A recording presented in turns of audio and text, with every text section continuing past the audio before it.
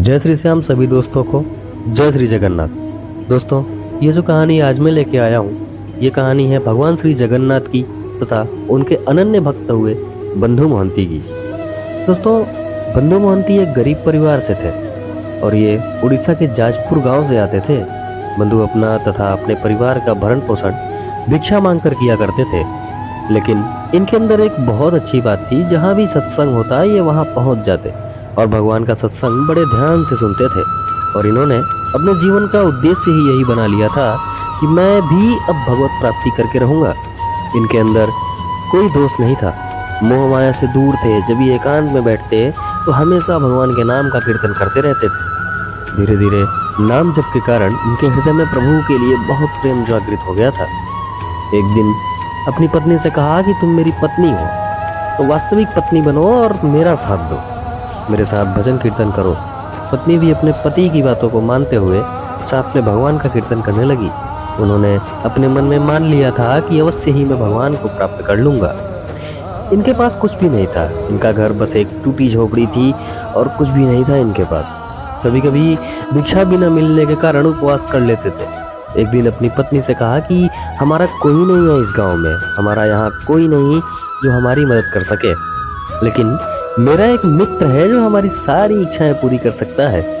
उसका नाम दीन बंधु है।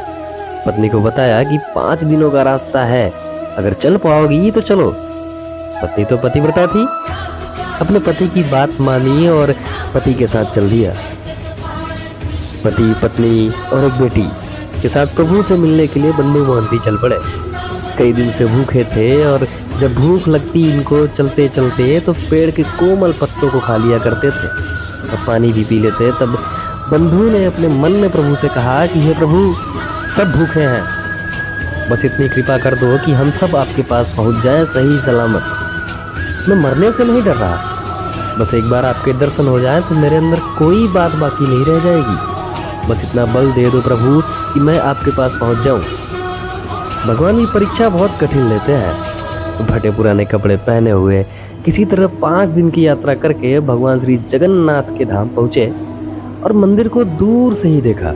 जमीन पर लेट लेट कर अपने पत्नी को कहने लगे, देखो यही मेरे मित्र हैं, यही मेरे सब कुछ हैं, ये मुझे सब कुछ देंगे।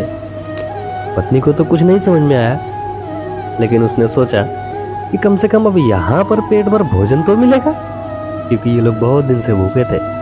और बंधु जी तो बस अपने प्रभु के दर्शन मात्र से खुश हो गए थे।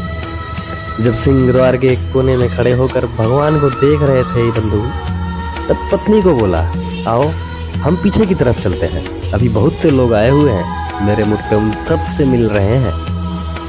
जहाँ से भगवान जगन्नाथ के प्रसाद के बर्तनों को धुला जाता था, उस नाले के पास बैठ गए।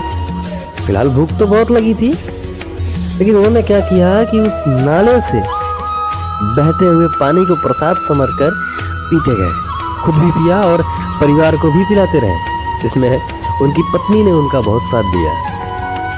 बंधु ने अपने परिवार को कहा कि अब यहीं सो जाओ, सुबह जब मंदिर खुलेगा तब हम भी मिल लेंगे प्रभु से, क्योंकि अभी प्रभु तो बहुत व्यस्त लग रहे हैं, बहुत लोग दर्शनों के लिए आए हुए हैं।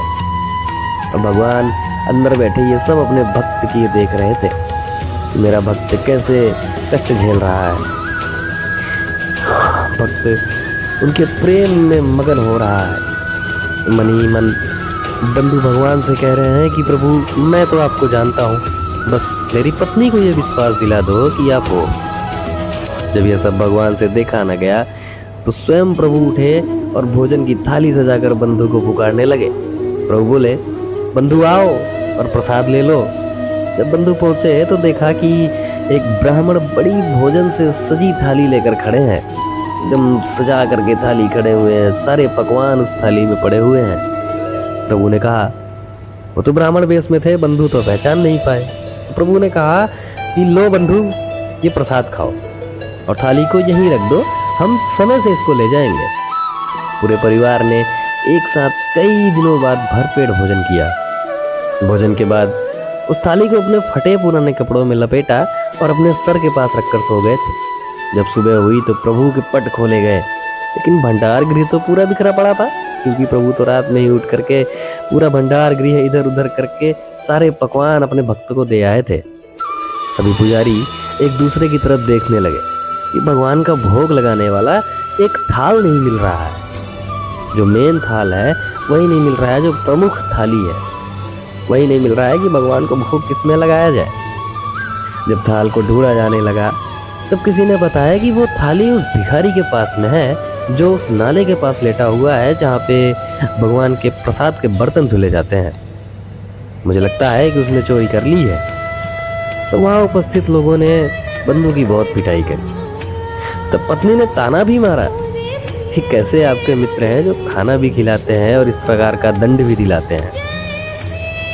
जब जब जितनी पिटाई हुई उतनी बार बंधु के मुंह से केवल जय जगन्नाथ का ही नाम निकला। पीटे जाने को भी भगवान का प्रसाद समझकर ग्रहण कर लिया था बंधु ने। कोतवाल ने बाद में आकर के पूछा तो बंधु ने कहा कि एक ब्राह्मण ने लाकर ये थाल दिया मुझे।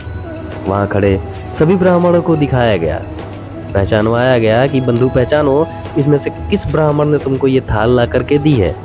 बंधु ने कहा कि नहीं, इसमें से किसी ब्राह्मण ने नहीं दी है मुझे ये थाल, बल्कि वो ब्राह्मण जो था बहुत महिमामयी दिख रहा था मुझे।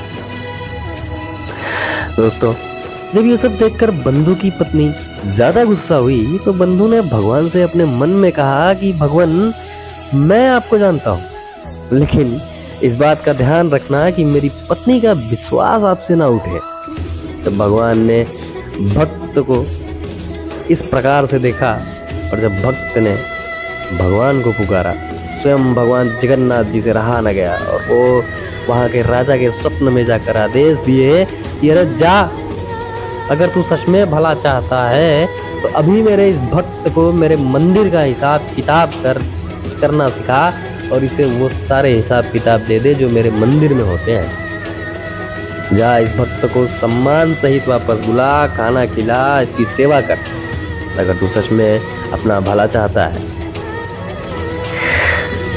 जब राजा जल्दी से मंदिर की तरफ भागा, अपने घोड़े पे बैठा जल्दी जल्दी मंदिर की तरफ गया और सारे पुजारियों को अपने स्वप्न के बारे में बताया कि स्वयं भगवान का ये आदेश है कि आज से मंदिर के हिसाब का सारा भार बंधु को दे दिया जाए। दोस्तों, जब एक भक्त भगवान को सच्चे मन से पुकारता है तो भगवान को अपने भक्त की मदद करने आना ही पड़ता है। मुझे लगता है कि अगर सच्चे हृदय से भगवान को पुकारा जाए तो भगवान भी नहीं रह पाते हैं अपने भक्त के बिना। एक भजन है, भक्त के बस में है भगवान। दोस्तों, ये कहानी थी अनन्य भक्त बंधु मोहंती जी की, जो भगवान जगन्नाथ के अन्य भक्त हुए हैं, जिनकी भक्ति से प्रसन्न होकर स्वयं प्रभु जी ला करके उन्हें भोजन का थाल देते हैं, उन्हें खाना खिलाते हैं और फिर कुछ दंड भी देते हैं। दंड देने का मतलब सिर्फ इतना होता है कि पूर्व जन्म का पाप भगवान आपसे कटवाना चाहते हैं। अगर आपसे कुछ पाप हुए होंगे तो अवश्य ही भगवान उसे काट कर अलग कर देंगे और स्वच्छ मन हृदय वाला व्यक्ति अपने पास ले जाएंगे। दोस्तों, अगर ये वीडियो पसंद आई हो तो प्लीज़ चैनल को सब्सक्राइब करिएगा, वीडियो को लाइक करिएगा और हो सके तो अपनों के साथ शेयर करिएगा। बहुत बहुत धन्यवाद वीडियो पूरा देखने के लिए। और एक बार फिर से जय श्री जगन्नाथ, जय श्री श्याम, बोलो हारे के सहारे की जय।